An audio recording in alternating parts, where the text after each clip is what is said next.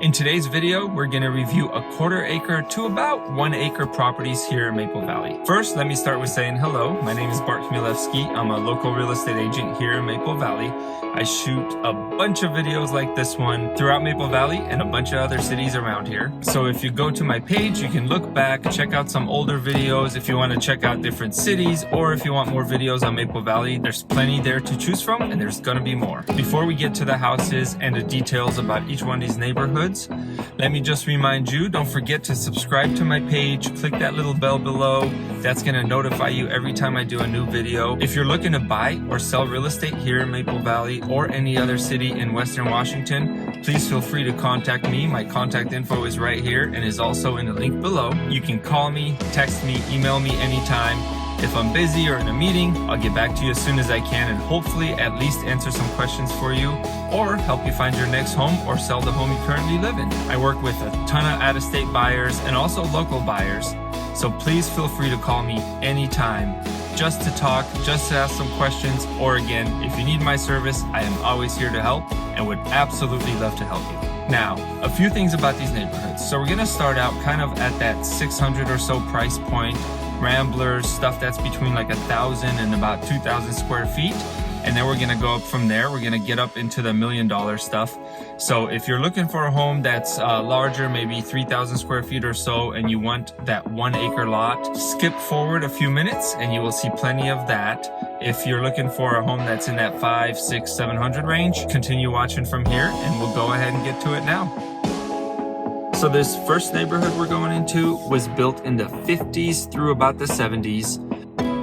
It's a bit of a smaller neighborhood, not quite as large as some of the other neighborhoods we're going to drive through, but it certainly is surrounded by a ton of neighboring homes, most of which are a little bit bigger and a bit closer together, and don't quite fit our 1/4 acre plus criteria.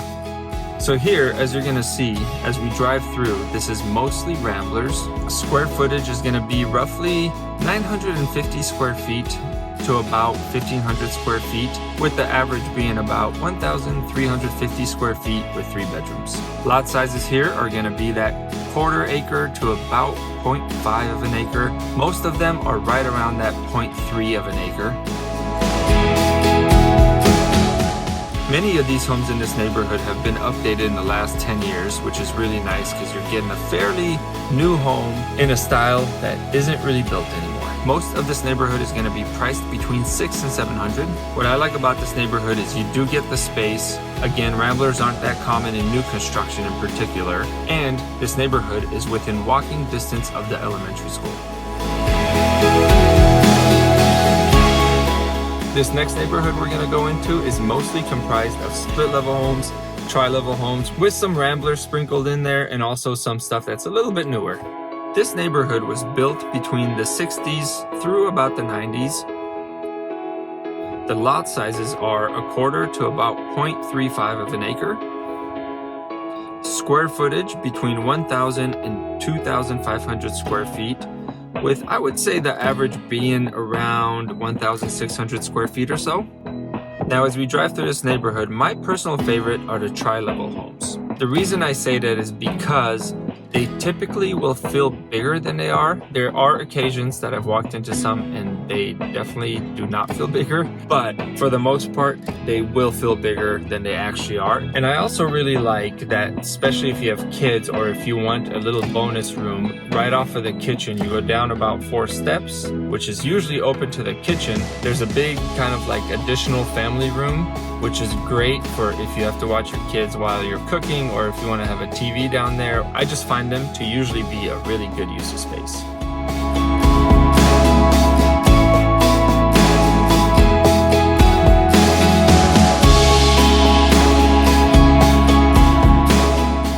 Now, let's get into some of that more expensive stuff. So I covered this neighborhood probably about 1.5 years ago, maybe 2 years ago or so. So obviously, this is going to be a huge update on prices. If you want to go back, look at Spring Haven from about 2 years ago or so in my video, and you'll see what the price difference is between buying then and now. So as we drive through Spring Haven, you're going to notice that these are really nice estate style homes. This is actually one of my favorite neighborhoods here in Maple Valley. because I, for one, do like a little bit of space, but I also like to be in a neighborhood. This neighborhood was mostly built in the 80s and early 90s. Most of the homes in this neighborhood are going to be between about 3/4 to 1 acre. The square footage of this neighborhood is between 2,500 and roughly 3,500 square feet. Now, for the price. As of January 24th, there's actually a home pending right now for $1,199,000. The price ranges in this neighborhood from about $1.125 million to $1.4 million. Just to show you how much prices have gone up in Maple Valley, this neighborhood was selling for $300,000 to $400,000 10 years ago. I'm not saying that to scare you or tell you you're missing out, but if it did that in the last 10 years, now imagine what it's going to do in the next 10 years. First off, there's a big shortage of homes. They don't build neighborhoods like this anymore. Every new construction neighborhood is a lot tighter, maybe a 5,000 to 7,000 square foot lot, not 3/4 of an acre or 1 acre. These neighborhoods are extremely desirable and are more and more rare.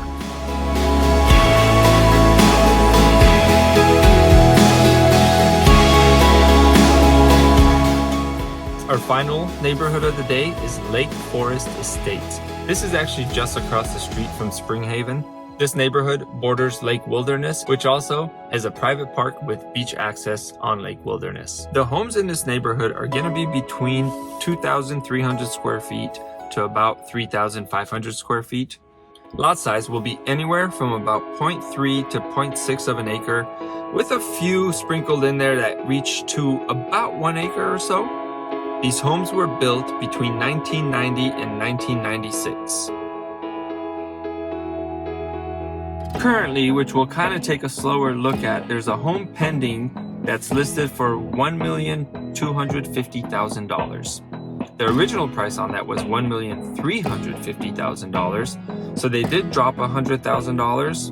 And since it's pending, I don't know the actual sales price yet, but I would imagine it's gonna end up somewhere around that 1.2 million. The price range in this neighborhood falls between 1.25 to about 1.5 million.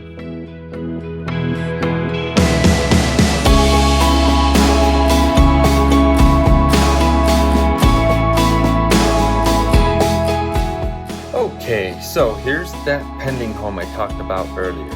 When these homes were built in this neighborhood in the 90s, many of these homes had that cedar shake roof. A lot of them have been replaced, but as we zoom in, you can see that this one just had shakes replaced where they were either damaged or leaking.